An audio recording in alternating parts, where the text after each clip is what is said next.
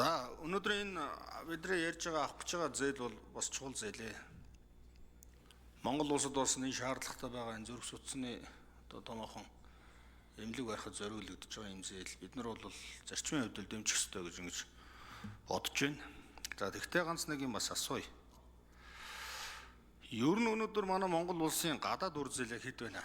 Манай сангийн яамныхан Жахаа сайд нэг хариулт өгч. 2016 оноос хойш өнөөдрийг хүртэл манай гадаад зээлийн хэмжээ нэмэгдсэн үү, буурсан уу?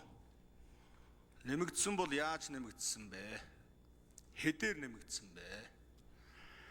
Гэдэг нэг юм асуултыг асуумаар байна. За өнөөдрийн бидний энэ авах гэж байгаа зээлийн чинь бас нөхцөл хугацаа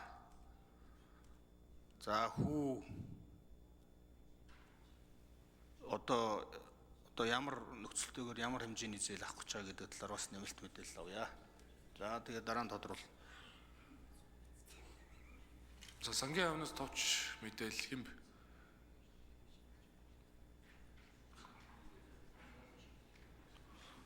За хариулъя.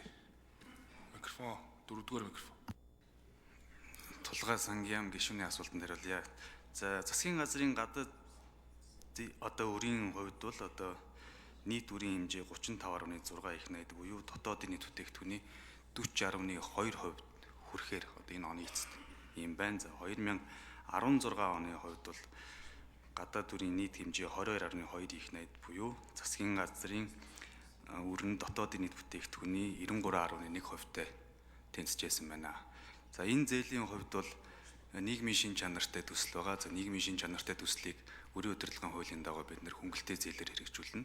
За нийт их үйлсвэрийн 34.8 сая ам доллар нь бол EBRD-гаас авч байгаа. Европын сэргээн босгол төгслийн банкаас авч байгаа IBRD нөхцөлтэй энэ зээл байгаа. За 26.3 сая ам долларыг Люксембургийн их гүн улсын боцлогоо тусламжаар аваад за ингээд өрийн удирдлагын хуулийн дагуу энэ хөнгөлтийн түвшин 42% буюу нэг хөнгөлтэй их усүр хамрагдаж байгаа. Ийм их усүр байгаа. За мөнхөд гишүүн тодруулъя.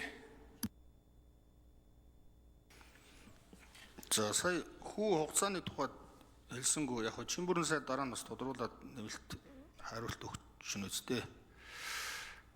Тэгээ яг энэ зээлийг бол бид нар авах ёстой одоо бидний хувьд бол зайлшгүй хэрэгцээ шаардлага нь байгаад байгаа юм төсөл дээр бид нар хөрөнгө оруулалт авах гэж байгаа учраас гэдэг дээр бол бүрэн дүүрэн санал нэг ба. Зүгээр яг манай гадаад зээлийн өр хэмжээл нэмэгдээл байгаа л да жилээс жилд. Тэгээ би зориуд 16 онтой харьцуулж би асуусан. 16 онд нэг хүнд ноогдох манай өрийн хэмжээ 15 сая илүү тэгж хэлдэг байсан. Манай Монгол Ардын намынхан.